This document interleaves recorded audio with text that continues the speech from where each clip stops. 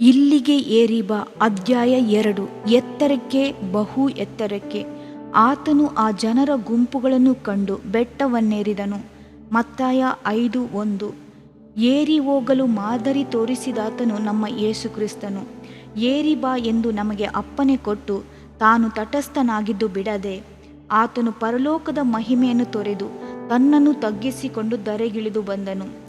ನಮ್ಮನ್ನು ಉನ್ನತಕ್ಕೆ ಕರೆದೊಯ್ಯಲು, ನಮ್ಮನ್ನು ರಾಜ್ಯವನ್ನಾಗಿ ಮಾಡಲು, ನಮ್ಮನ್ನು ಐಶ್ವರ್ಯವಂತರನ್ನಾಗಿ ಮಾಡಲು ತಾನು ದಾಸನ ರೂಪ ಧರಿಸಿದನು. ನಮಗಾಗಿ ಆತನು ಎಷ್ಟು ತ್ಯಾಗ ಮಾಡಿದನಲ್ಲವೇ. ಯೇಸು ಭೂಮಿಯಲ್ಲಿ ಅವತರಿಸಿ ಬಂದಾಗ ಆತನು ಕಂಡದ್ದೇನು? ಆತ್ಮಿಕ ಜೀವಿತದಲ್ಲಿ ಮುನ್ನಡೆಯಬೇಕು, ಪರಲೋಕ ರಾಜ್ಯಕ್ಕೆ ಏರಿ ಹೋಗಬೇಕು, ಉನ್ನತದಲ್ಲಿನ ಆಶೀರ್ವಾದಗಳನ್ನು ಪಡೆದುಕೊಳ್ಳಬೇಕು ಎಂಬ ಉದ್ದೇಶವಾಗಲಿ ಬಯಕೆಯಾಗಲಿ ಇಲ್ಲದವರಾಗಿ ಇಹಕ್ಕಾಗಿಯೇ ಬಾಳುತ್ತಿದ್ದುದನ್ನೇ ಆತನು ಕಂಡನು. 1. ಜನರ ಗುಂಪು. ಯೇಸು ಕ್ರಿಸ್ತನು ಜನರ ಗುಂಪನ್ನು ಸಂಧಿಸಿದನು. ಆದರೆ ಜನರ ಗುಂಪುಗಳನ್ನು ನೋಡಿ ಅವರು ಕುರುಬನಿಲ್ಲದ ಕುರಿಗಳ ಹಾಗೆ ತೊಳಲಿ ಬಳಲಿ ಹೋಗಿದರಲ್ಲ ಎಂದು ಅವರ ಮೇಲೆ ಕನಿಕರಪಟ್ಟನು. ಮತ್ತಾಯ 9:36. ಜನರ ಗುಂಪುಗಳಿವೆ, ಆದರೆ ಅವರಿಗೆ ಜೀವಿತದಲ್ಲಿ ಸಾಧನೆ ಇಲ್ಲ. ಗೊತ್ತು ಗುರಿ ಇಲ್ಲದವರಾಗಿ, ನಿತ್ಯ ರಾಜ್ಯವನ್ನು ಕುರಿತು ನೆನಪೇ ಇಲ್ಲದವರಾಗಿದ್ದಾರೆ. ಸತ್ಯವೇದವು ಅವರನ್ನು ಕುರಿತು ಕುರುಬನಿಲ್ಲದ ಕುರಿಗಳಂತಿದ್ದಾರೆಂದು ಹೇಳುತ್ತದೆ. ಚೆದರಿ ಹೋದ ಕುರಿಗಳಾಗಿ, ಕುರುಬನನ್ನು ಕಾಣದ ಕುರಿಗಳಾಗಿ ಪರಿತಪಿಸುವ ಸ್ಥಿತಿ. ಕರ್ತನು ನನಗೆ ಕುರುಬನು ಎಂದು ಹೇಳುವ ವಿಶ್ವಾಸ ಅವರಲ್ಲಿ ಇಲ್ಲ. ತಮಗೆ ಕುರುಬನಾಗಿ ಕ್ರಿಸ್ತನು ಬಂದಿದ್ದಾನೆಂಬುದನ್ನು ಸಹ ಅವರು ಅರಿತುಕೊಳ್ಳಲಿಲ್ಲ. ಇಂದು ಸಹ ಅಂಥ ಒಂದು ಗುಂಪು ಅಲೆದಾಡುತ್ತಿದೆ. ಸೌಖ್ಯಪಡಿಸುವ ಕೂಟ, ಅದ್ಭುತ ಮಾಡುವ ಕೂಟವೆಂದರೆ ಅಲ್ಲಿ ಓಡಿ ಹೋಗುತ್ತಾರೆ. ವೆಲಂಕಣಿಯಲ್ಲಿ ಅದ್ಭುತವೆಂದರೆ ಅಲ್ಲಿ ಓಡುತ್ತಾರೆ. ದರ್ಗದಲ್ಲಿ ಅಥವಾ ಹಿಂದೂ ದೇವಸ್ಥಾನದಲ್ಲಿ ಅದ್ಭುತವೆಂದರೆ ಅಲ್ಲಿಗೆ ಓಡುತ್ತಾರೆ. ಆದರೆ ಪರಲೋಕಕ್ಕೆ ಏರಿ ಹೋಗುವ ಮಾರ್ಗವನ್ನು ಅರಿಯರು. ಹೇರಳವಾದ ಜನರ ಗುಂಪುಗಳಿವೆ, ಆದರೆ ಎಷ್ಟು ಮಂದಿಗೆ ದರ್ಶನ ಉಂಟು? ಕ್ರೈಸ್ತರೇ ಆದರೂ ಕ್ರಿಸ್ತನ ಬರಣವನ್ನು ಕುರಿತು ಉದಾಸೀನರಾಗಿ ಇರುವವರು ಎಷ್ಟೋ ಮಂದಿ ಇದ್ದಾರೆ. ಮರಣಕ್ಕೆ ಹೋಗುವ ಹಾದಿ ಅಗಲವೂ ವಿಶಾಲವೂ ಆಗಿದೆ. ಯಾರು ಹೇಗೆ ಬೇಕಾದರೂ ಅವರವರ ಮನಸ್ಸಿನಂತೆ ನಡೆಯಬಹುದು. ಆದರೆ ನಿತ್ಯ ಜೀವಕ್ಕೆ ಹೋಗುವ ಹಾದಿ ಇಕ್ಕಟ್ಟಾದದು. ಅದನ್ನು ಕಂಡುಹಿಡಿಯುವವರು ಸ್ವಲ್ಪ ಮಂದಿ. ದೇವ ಮಗುವೆ, ಜೀವ ಮಾರ್ಗವಾಗಿರುವ ಶಿಲುಬೆಯ ಮೂಲಕ ಏರಿ ಬರಲಾರಿಯಾ? ಭಾರತಕ್ಕೆ ಸೇವೆಗಾಗಿ ಬಂದಂಥ ಕಾರ್ಮೆಕೆಲ್ ಅಮ್ಮನವರು ಒಂದು ದಿನ ಒಂದು ದರ್ಶನವನ್ನು ಕಂಡರು.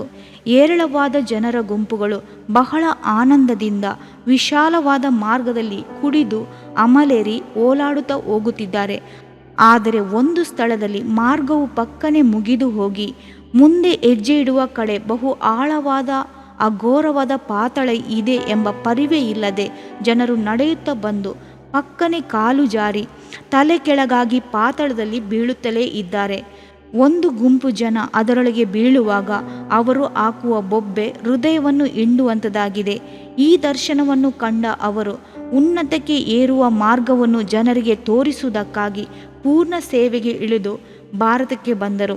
ಅನೇಕ ಗುಂಪಿನ ಜನರ ಮಧ್ಯೆ ಕರ್ತನು ತನಗೆಂದು ಒಂದು ಗುಂಪನ್ನು ಪ್ರತ್ಯೇಕಿಸಿ ಪರಿಶುದ್ಧರನ್ನಾಗಿ ಹತ್ತಿ ಬರುವಂತೆ ಕೃಪೆ ಮಾಡಿದ್ದಾನೆ. ದೇವ ಮಗುವೆ, ಒಂದು ನಿಮಿಷ ನಿನ್ನನ್ನು ಪರಿಶೀಲಿಸಿ ನೋಡು. ಕೆಳಮಟ್ಟದಲ್ಲೇ ಕುರುಬನಿಲ್ಲದೆ ಅಲೆದಾಡುತ್ತಿರುವ ಕುರಿಗಳ ಹಿಂಡಿನಲ್ಲಿರುವೆಯಾ, ಅಥವಾ ಕರ್ತನನ್ನು ಹಿಂಬಾಲಿಸುವ ಚಿಕ್ಕ ಹಿಂಡಿನಲ್ಲಿರುವೆಯಾ? 2. 5,000 ಮಂದಿ. ಆತನು ಜನರ ಗುಂಪುಗಳನ್ನು ಕಂಡು ಬೆಟ್ಟವನ್ನೇರಿದನು. ಮತ್ತಾಯ 5:1. ಜನರ ಗುಂಪಿಗೆ ಉಪದೇಶ ಮಾಡಲು, ಸತ್ಯವೇದದ ಮಹತ್ವಗಳನ್ನು ವಿವರಿಸುವುದಕ್ಕಾಗಿ ಆತನು ಬೆಟ್ಟವನ್ನೇರಿದನು. ಉಪದೇಶವು ದೇವಜನರ ಆತ್ಮಿಕ ಜೀವಿತವನ್ನು ಕಟ್ಟಿ ಎಬ್ಬಿಸುವುದು, ಆತ್ಮದಲ್ಲಿ ಬಲಪಡಿಸುತ್ತದೆ. ದೇವರ ವಾಕ್ಯವನ್ನು ಕೇಳಲು ಬೆಟ್ಟವನ್ನೇರಿದವರಲ್ಲಿ ಗಂಡಸರು 5,000.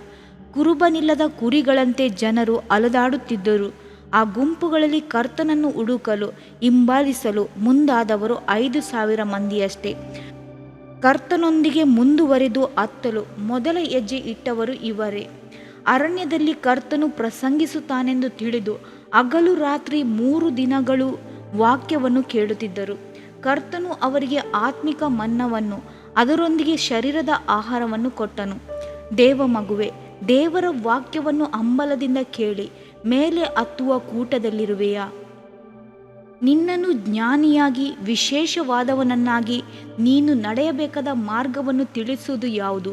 ನಿನ್ನ ಕಾಲಿಗೆ ದೀಪವು ಮಾರ್ಗಕ್ಕೆ ಬೆಳಕು ಆಗಿರುವ ದೇವರ ವಾಕ್ಯವಲ್ಲವೇ? ಚಿಕ್ಕವನಾಗಿದ್ದ ಅಬ್ರಾಮ್ ಲಿಂಕನ್ ಸೌದೆ ಕಡಿದು ತಲೆಯಲ್ಲಿ ಒತ್ತು ಮಾರಿ ಜೀವಿಸುತ್ತಿದ್ದ ಒಬ್ಬ ಬಡ ಹುಡುಗ. ಅವನ 11ನೇ ವಯಸ್ಸಿನ ಹುಟ್ಟು ಹಬ್ಬದಲ್ಲಿ ಅವನ ಅಜ್ಜಿ ಅವನ ಕೈಯಲ್ಲಿ ಒಂದು ಸತ್ಯವೇದವನ್ನು ಕೊಟ್ಟು, ನನ್ನ ಮುದ್ದು ಮೊಮ್ಮಗನೇ, ನೀನು ಸತ್ಯವೇದಕ್ಕೆ ಮೊದಲನೇ ಸ್ಥಾನ ಕೊಟ್ಟರೆ ಕರ್ತನು ನಿನ್ನನ್ನು ಉನ್ನತಕ್ಕೆ ತರುವನು ಎಂದು ಹೇಳಿದಳು.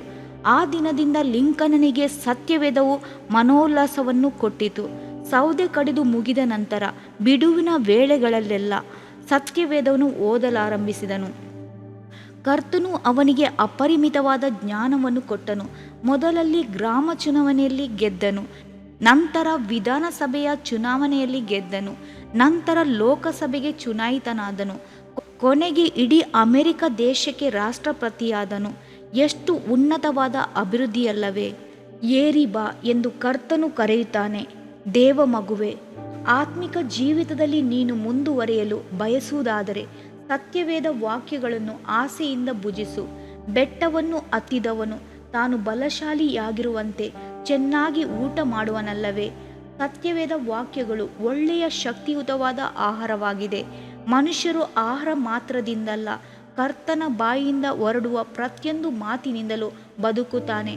ಧರ್ಮೋಪದೇಶಕಾಂಡ 8:3. ನನಗೆ ದೊರೆತ ನಿನ್ನ ಮಾತುಗಳನ್ನು ಆಹಾರ ಮಾಡಿಕೊಂಡೆನು. ಯೆರೆಮೀಯ 15:16. ಇಂಥ ಮಹಿಮೆಯಾದ ಸತ್ಯವೇದವು ನಮ್ಮ ಕೈಗಳಲ್ಲಿ ದೊರೆತಿರುವುದು ಮಹಾಭಾಗ್ಯವಲ್ಲವೇ? ಇದನ್ನು ಸಂರಕ್ಷಿಸಲು ಭಾಷಾಂತರಿಸಲು ಎಷ್ಟೋ ಭಕ್ತರು ರಕ್ತಸಾಕ್ಷಿಗಳಾಗಿ ಜೀವ ತೆತ್ತಿದ್ದಾರೆ.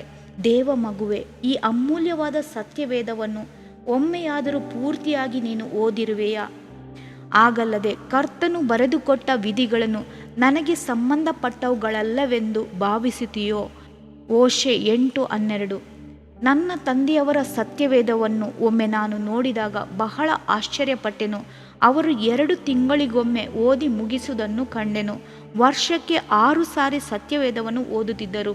ನಿನ್ನ ನುಡಿಗಳು ನನ್ನ ನಾಲಿಗೆಗೆ ಎಷ್ಟು ರುಚಿಯಾಗಿವೆ, ಅವು ನನ್ನ ಬಾಯಿಗೆ ಜೇನು ತುಪ್ಪಕ್ಕಿಂತಲೂ ಸಿಹಿಯಾಗಿದೆ. ಕೀರ್ತನೆ 119:103 ಎಂಬುದೇ ಅವರ ಸಾಕ್ಷಿ. ಸತ್ಯವೇದ ವಾಕ್ಯವು ರುಚಿಕರವಾದದ್ದು ಮಾತ್ರವೇ ಅಲ್ಲ, ಅದು ಶಕ್ತಿಯುತವಾದುದೂ ಆಗಿದೆ. ಬಂಡೆಯನ್ನು ಒಡೆದು ಬಿಡುವ ಚಮಟಿಗೆ ಸಮಾನವಾಗಿದೆ. ಯೆರೆಮೀಯ 23:29. ಅದು ಬೆಂಕಿಯಾಗಿದೆ. ಯೆರೆಮೀಯ 5:14. ಬಲ ಸ್ವರೂಪವಾದದ್ದು. ರೋಮಾಪುರ 1:16. ಅದು ಸಜೀವವಾದದ್ದು, ಕಾರ್ಯಸಾಧಕವಾದದ್ದು, ಇಬ್ಬಾಯಿ ಕತ್ತಿಗಿಂತಲೂ ಹರಿತವಾದದ್ದು. ಇಬ್ರಿಯ 4:12. ಇಂಥ ಮಹೋನ್ನತವಾದ ವಾಕ್ಯಗಳನ್ನು ಹೊಂದಿಕೊಳ್ಳಲು ಪವಿತ್ರಾತ್ಮನೊಂದಿಗೆ ಕ್ರಿಸ್ತನನ್ನೇ ದೃಷ್ಟಿಸಬೇಕಲ್ಲವೇ? ಅತ್ತಿಬಾ ಎಂದು ಕರ್ತನು ಅನ್ನುತ್ತಾನೆ. 3. ದರ್ಶನ ಪಡೆದ 500 ಮಂದಿ. ಅಲೆದಾಡಿದ ಜನರ ಗುಂಪಿನಲ್ಲಿ ಕ್ರಿಸ್ತನ ಸಮೀಪಕ್ಕೆ ಬರಲು, ಸತ್ಯವೇದ ವಚನಗಳನ್ನು ಕೇಳಲು ಮುಂದಾದವರು 5,000. ಅವರಲ್ಲಿ ಕ್ರಿಸ್ತನ ಸಮೀಪವರ್ತಿಗಳಾಗಿದ್ದು ಆತನ ದರ್ಶನವನ್ನು ಪಡೆದುಕೊಂಡವರು 500 ಜನರು ಮಾತ್ರವೇ. ದೇವದರ್ಶನ ಪಡೆಯಲೆಂದು ಅಪೇಕ್ಷೆಯಿಂದ ಏರಿ ಬಂದ ಕೂಟದಲ್ಲಿ ದೇವ ಮಗುವೆ ನೀನು ಇರುವೆಯಾ? ನಿನ್ನ ಮನೋನೇತ್ರಗಳಲ್ಲಿ ಆ ದರ್ಶನ ಉಂಟಾ? ದೇವದರ್ಶಕರಿಲ್ಲದಿರುವಲ್ಲಿ ಜನರು ಅಂಕೆ ಮೀರುವರು ಎಂದು ಸತ್ಯವೇದವು ಹೇಳುತ್ತದೆ. ಜ್ಞಾನೋಕ್ತಿ 29:18. ನಿಮ್ಮ ಯೌವನಸ್ಥರಿಗೆ ದರ್ಶನಗಳಾಗುವವು ಎಂಬುದು ಕರ್ತನ ವಾಗ್ದಾನವಲ್ಲವೇ? ಯೋವೇಲ 2:28. ದೇವ ಮಗುವೆ, ನಿನಗೆ ದರ್ಶನವಿರಬೇಕು. ಪ್ರಾರ್ಥನಾ ದರ್ಶನ, ಆತ್ಮದಾಹದ ದರ್ಶನ, ಸೇವೆಯ ದರ್ಶನ, ನಿತ್ಯ ರಾಜ್ಯವನ್ನು ಕುರಿತ ದರ್ಶನ, ಎಲ್ಲಕ್ಕಿಂತಲೂ ಮಿಗಿಲಾಗಿ ಕರ್ತನನ್ನು ಕುರಿತಾದ ಸರಿಯಾದ ದರ್ಶನ ನಮಗೆ ನಿಶ್ಚಯವಾಗಿ ಇರಲೇಬೇಕು. ಆಗ ನಮಗೆ ಪ್ರಾರ್ಥನೆಯಲ್ಲಿ ಭಾರವು, ಸೇವೆಯಲ್ಲಿ ಪ್ರತ್ಯೇಕವಾದ ದಾಹವು ಉಂಟಾಗುವುದು. ಇದರಿಂದಾಗಿ ಆತ್ಮಗಳ ಕೊಯ್ಲು ಹೆಚ್ಚಾಗುವುದು, ಕರ್ತನೊಂದಿಗೆ ನಿಕಟವಾದ ಸಂಪರ್ಕವೇರ್ಪಡುವುದು. ದರ್ಶನ ಪಡೆಯಲು ಏರಿಬಾ. ಯೆಶಾಯನು ಪಡೆದ ದರ್ಶನವು ಅವನನ್ನು ಪ್ರವಾದಿಯನ್ನಾಗಿ ಉನ್ನತಿಗೊಳಿಸಿತು. ಅರಸನಾದ ಉಜ್ಜಿಯನು ಮರಣವಾದ ಸಮಯದಲ್ಲಿ ಇಸ್ರಾಯೇಲ್ಯರಿಗೆ ಅರಸನಾಗುವವನ್ಯಾರು ಎಂಬ ಪ್ರಾರ್ಥನೆಯೊಂದಿಗೆ ದೇವಾಲಯದಲ್ಲಿ ಪ್ರವಾದಿಯಾದ ಯೆಶಾಯನು ಕಾದಿದ್ದಾಗ ಕರ್ತನು ಅವನಿಗೆ ದರ್ಶನ ಕೊಟ್ಟನು. ಆ ದರ್ಶನದಲ್ಲಿ 2 ಕಾರ್ಯಗಳು ಯೆಶಾಯನಿಗೆ ವಿಷಾದವಾಯಿತು. ಮೊದಲನೇದಾಗಿ, ತನ್ನ ದೇವರು ಯಾರು ಎಂಬ ಗ್ರಹಿಕೆಯು ಅವನಿಗೆ ಉಂಟಾಯಿತು.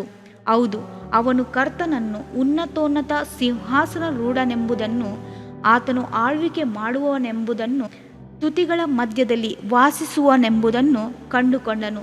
ಆ ದರ್ಶನವು ಯೆಶಾಯನನ್ನು ಎಷ್ಟು ಅಮೋಘವಾಗಿ ಬಲಪಡಿಸಿರಬಹುದಲ್ಲವೇ. ಎರಡನೇದಾಗಿ ಆ ದರ್ಶನದಲ್ಲಿ ತಾನು ಯಾರೆಂಬುದನ್ನು ಗ್ರಹಿಸಿಕೊಂಡನು. ಯೆಶಾಯ 6:5 ತಾನೊಬ್ಬ ಪಾಪಿ ಎಂದು, ಹೊಲಸು ತುಟಿಯವನೆಂದು ಅರಿತುಕೊಂಡು ಕೂಗಿಕೊಳ್ಳಲಾರಂಭಿಸಿದನು. ಆ ದರ್ಶನದ ಮೂಲಕ ಅವನು ಶುದ್ಧೀಕರಿಸಲ್ಪಟ್ಟು ಸತ್ಯವೇದದಲ್ಲಿ ಒಬ್ಬ ಮಹಿಮೆಯುಳ್ಳ ಪ್ರವಾದಿಯಾಗಿ ಸಫಲನಾದನು.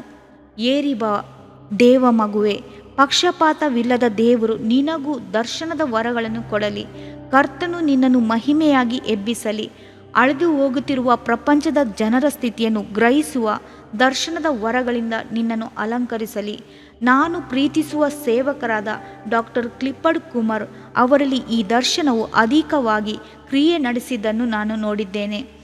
ತಮ್ಮ ಸಮಸ್ಯೆಗಳಿಗೆ ಪ್ರಾರ್ಥಿಸಲು ಬರುವವರ ಸ್ಥಿತಿಯನ್ನು ಅರಿತುಕೊಳ್ಳಲು, ಪರಿಹಾರದ ಮಾರ್ಗವನ್ನು ತಿಳಿಸಲು ಅವರನ್ನು ಕರ್ತನೊಂದಿಗೆ ಸಂಧಾನಪಡಿಸಿ ಅವರಿಂದ ಅರಿಕೆ ಮಾಡಿಸುವಲ್ಲಿ ದರ್ಶನ ವರವು ಪ್ರಯೋಜನವಾದುದನ್ನು ಕಂಡಿದ್ದೇನೆ.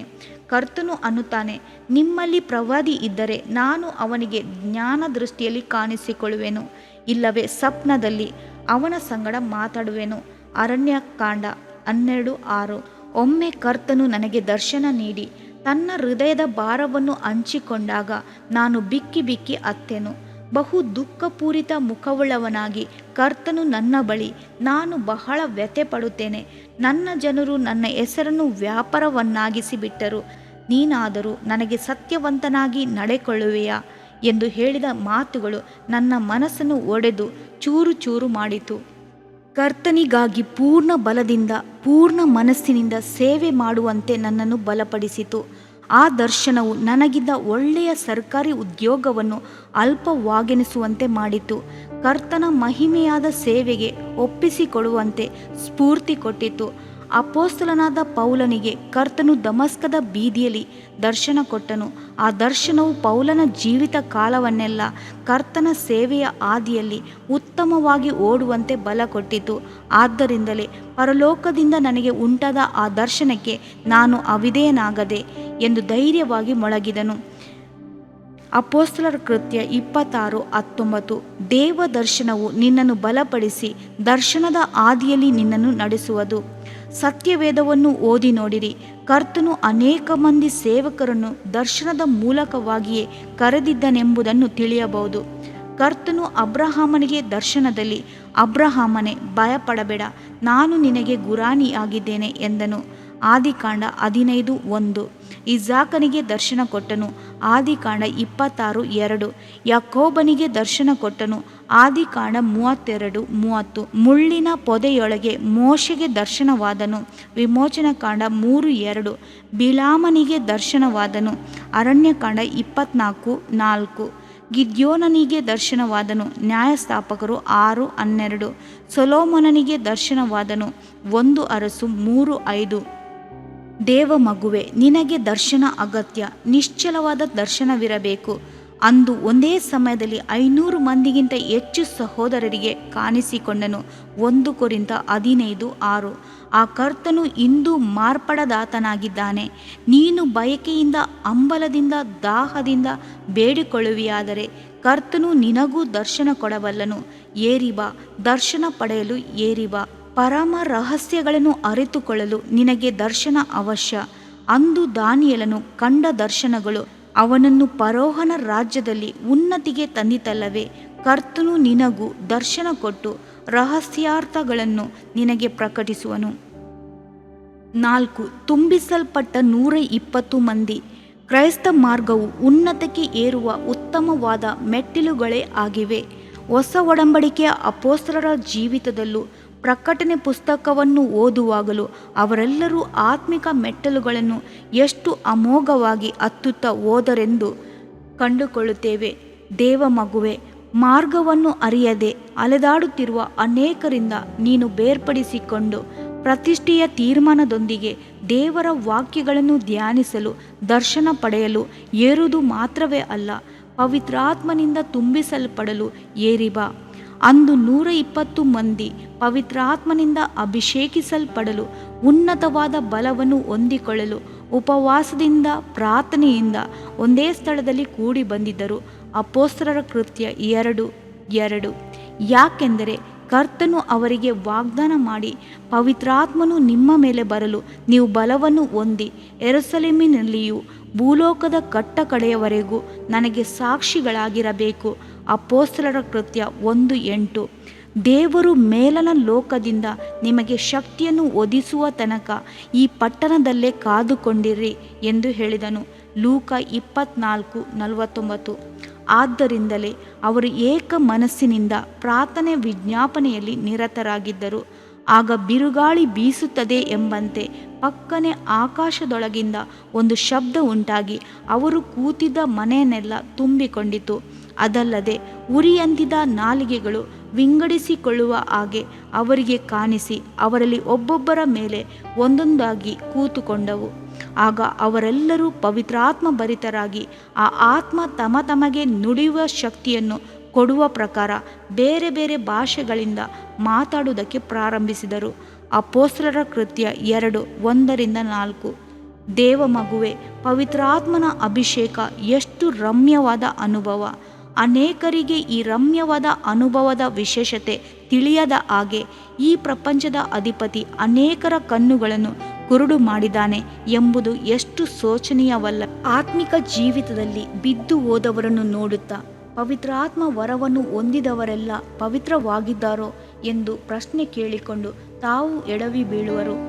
ಪ್ರಯಾಣಿಕರನ್ನು ಕೊಂಡೊಯ್ಯುವ ಅನೇಕ ಬಸ್ಸುಗಳು ಆಕಸ್ಮಿಕವಾದ ವಿಪತ್ತಿಗೆ ಒಳಗಾಗುತ್ತವೆ. ಅದಕ್ಕೆಂದು ನೀವು ಬಸ್ ಪ್ರಯಾಣ ಮಾಡುವುದಿಲ್ಲವೆನ್ನುವಿರಾ?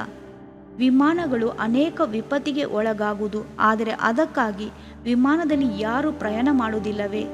ದೇವ ಮಗುವೆ, ಬಿದ್ದು ಹೋದವರನ್ನು ನೋಡಿ ನೀನು ಎಡವಿ ಬೀಳದೆ ಕರ್ತನ ಕರೆಗೆ ಕಿವಿಗೊಟ್ಟು ವಿಧೇಯನಾಗಿ ಏರಿ ಬಾ.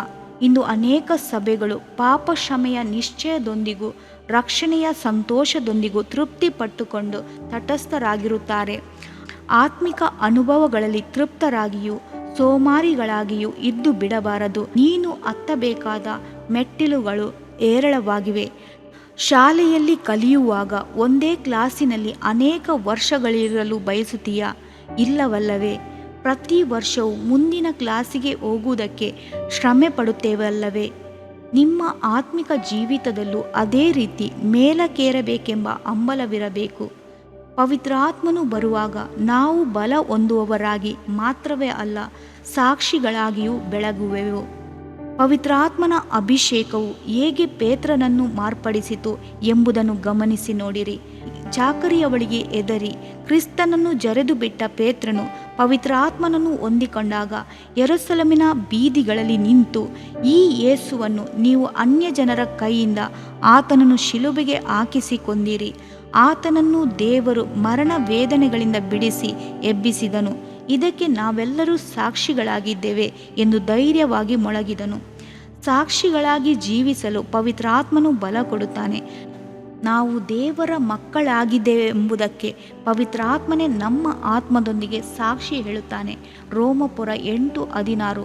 ಮಾತ್ರವೇ ಅಲ್ಲ, ಪವಿತ್ರಾತ್ಮನೆಂಬ ಸಹಾಯಕನು ಎಲ್ಲವನ್ನೂ ಉಪದೇಶಿಸುವನು. ಯೋಹನ 14:26.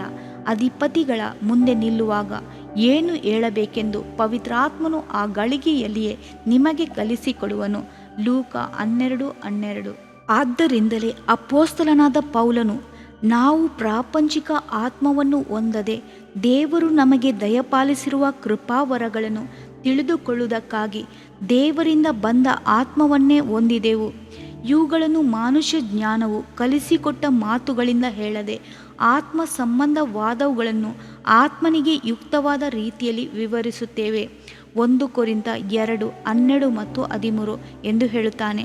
ಆದ್ದರಿಂದ ಏರಿ ಬಾ, ದೇವ ಮಗುವೆ, ಕರ್ತನು ನಿನ್ನನ್ನು ತನ್ನ ಆತ್ಮನಿಂದ ಅಭಿಷೇಕಿಸಿ ಸಕಲ ವಿಧವಾದ ಸತ್ಯದಲ್ಲಿ ನಿಮ್ಮನ್ನು ನಡೆಸುವನು.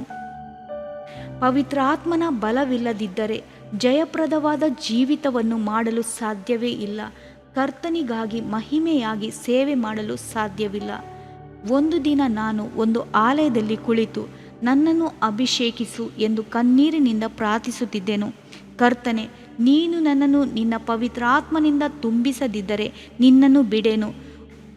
ಒಂದು ವೇಳೆ ನೀನು ನನ್ನ ಸಮೀಪ ಬರುವೆಯಾದರೆ ನಿನ್ನ ಪಾದಗಳನ್ನು ಹಿಡಿದುಕೊಂಡು, ಸ್ವಾಮಿ, ನನ್ನನ್ನು ಅಭಿಷೇಕಿಸು ಎಂದು ಮೊರೆಯಿಡುವೆನು ಎಂದು ಹೇಳಿದೆನು. ಅದೇ ದಿನ ಕರ್ತನು ನನ್ನನ್ನು ಅಭಿಷೇಕಿಸಿದನು. ತಲೆಯಿಂದ ಅಂಗಾಲವರೆಗೂ ವಿದ್ಯುತ್ ಪ್ರವಾಹದಂತೆ ದೇವ ಮಹಿಮೆ ನನ್ನ ಮೇಲೆ ಇಳಿಯುವುದನ್ನು ಅರಿತೆನು. ಇಡೀ ಪರಲೋಕವೇ ತೆರೆಯಲ್ಪಟ್ಟು ದೈವಿಕ ಪ್ರೀತಿ ನನ್ನೊಳಗೆ ಒಯ್ಯಲ್ಪಟ್ಟಿತು. ಅದನ್ನು ನನ್ನ ಶರೀರವು ತಾಳದಾಯಿತು. ಪವಿತ್ರಾತ್ಮನ ಅಭಿಷೇಕವನ್ನು ಹೊಂದಲು ಕರ್ತನು ನಿನ್ನಲ್ಲಿ ಎದುರು ನೋಡುವುದು ಶುದ್ಧವಾದ ಹಂಬಲವುಳ್ಳ ಅಪೇಕ್ಷೆಯುಳ್ಳ ಹೃದಯವನ್ನು ಮಾತ್ರವೇ. ದಾಹವುಳ್ಳ ಪ್ರತಿಯೊಂದು ಪಾತ್ರೆಯನ್ನು ಆತನು ತುಂಬಿಸುವನು. ಕೇಳಿಕೊಳ್ಳುವ ಪ್ರತಿಯೊಬ್ಬನು ಹೊಂದಿಕೊಳ್ಳುವನು ಎಂದು ಸತ್ಯವೇದವು ಹೇಳುತ್ತದೆ. ಯಾವ ತಂದೆಯೇ ಆದರೂ ರೊಟ್ಟಿಯನ್ನು ಕೇಳುವ ಮಗನಿಗೆ ಕಲ್ಲನ್ನು ಕೊಡುವನೋ? ಮೀನನ್ನು ಕೇಳಿದರೆ ಹಾವನ್ನು ಕೊಡುವನೋ?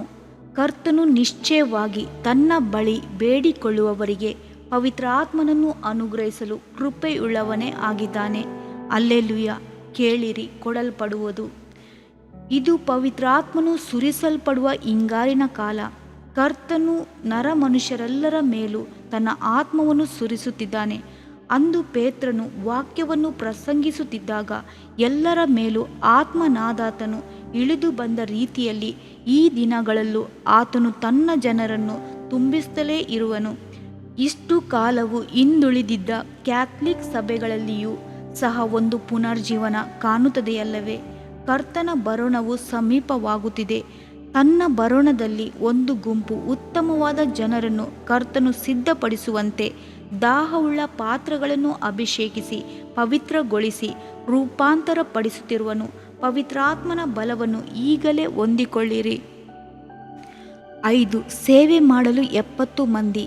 ಸ್ವಾಮಿಯು ಇನ್ನು 70 ಮಂದಿಯನ್ನು ನೇಮಿಸಿ ಅವರನ್ನು ಇಬ್ಬಿಬ್ಬರಾಗಿ ತಾನು ಹೋಗಬೇಕೆಂದಿದ್ದ ಪ್ರತಿಯೊಂದು ಊರಿಗೂ ಪ್ರತಿಯೊಂದು ಸ್ಥಳಕ್ಕೂ ಮುಂದಾಗಿ ಕಳುಹಿಸಿದನು. ಲೂಕ 10:1. ಕರ್ತನು ಪವಿತ್ರಾತ್ಮನನ್ನು ಅನುಗ್ರಹಿಸುವುದು ವೈಯಕ್ತಿಕವಾದ ಅವರ ಕಾರ್ಯಗಳಿಗೆ ಮಾತ್ರವಲ್ಲ, ಬೇರೆಯವರಿಗೆ ಸೇವೆ ಮಾಡಲು ಅವರನ್ನು ಕರ್ತನ ಬಳಿ ತಿರುಗಿಸುವುದಕ್ಕಾಗಿಯೂ ಕೊಡುತ್ತಾನೆ. ದೇವ ಮಗುವೆ, ಪವಿತ್ರಾತ್ಮನೆಂಬ ದೈವಿಕ ತಲಾಂತನು ಊನಿಟ್ಟು ಬಿಡಬೇಡ. ಸಮಯವಿದ್ದರೂ ಇಲ್ಲದಿದ್ದರೂ, ಪೂರ್ಣ ಸಮಯವಾದರೂ ಅರ್ಧ ಸಮಯವೇ ಆದರೂ, ನಿನ್ನ ಕರೆಯುವಿಕೆ ಯಾವುದೇ ಆಗಿದ್ದರೂ ಕರ್ತನಿಗಾಗಿ ಸಾಕ್ಷಿಯಾಗಿ ನಿಲ್ಲಲು ತೀರ್ಮಾನಿಸು. ಅನೇಕರಿಗೆ ಕರ್ತನ ಬಲವನ್ನು ಹೊಂದಿಕೊಳ್ಳಲು ಇಷ್ಟ, ವರಗಳನ್ನು ಪಡೆಯಲು ಆಸೆ, ಆದರೆ ಕರ್ತನಿಗಾಗಿ ಸೇವೆ ಮಾಡಲು ತ್ಯಾಗದಿಂದ ಹೊರಡುವುದಿಲ್ಲ. ಅನೇಕರಿಗೆ ಕೊಡಲ್ಪಟ್ಟ ವರಗಳು ಮೊಬ್ಬಾಗಿ ಹೋಗುವುದಕ್ಕೆ ಸೇವೆ ಮಾಡದಿರುವುದೇ ಒಂದು ಮುಖ್ಯ ಕಾರಣ. ಕರ್ತನು ಸೇವೆಗಾಗಿ ಎಲ್ಲರನ್ನೂ ಆರಿಸಿಕೊಳ್ಳಲಿಲ್ಲ. ಹೊರಟು ಹೋಗಲು ಮನಪೂರ್ತಿಯಾಗಿ ಸಿದ್ಧರಾಗಿದ್ದವರನ್ನೇ ಆರಿಸಿಕೊಂಡನು. ಅದಕ್ಕಾಗಿ ಕೃಪೆಯನ್ನು ಬಲವನ್ನು ಅನುಗ್ರಹಿಸಿದನು. ಅವರನ್ನು ಕಳುಹಿಸುವಾಗ ಬೆಳೆಯು ಬಹಳ, ಕೆಲಸದವರು ಸ್ವಲ್ಪ. ಆದುದರಿಂದ ಬೆಳೆಯ ಯಜಮಾನನನ್ನು ನಿನ್ನ ಬೆಳೆಗೆ ಕೆಲಸದವರನ್ನು ಕಳುಹಿಸಬೇಕೆಂದು ಬೇಡಿಕೊಳ್ಳಿರಿ ಎಂದು ತನ್ನ ಹೃದಯದ ಭಾರವನ್ನು ಅವರ ಬಳಿ ಹೇಳಿಕೊಂಡನು.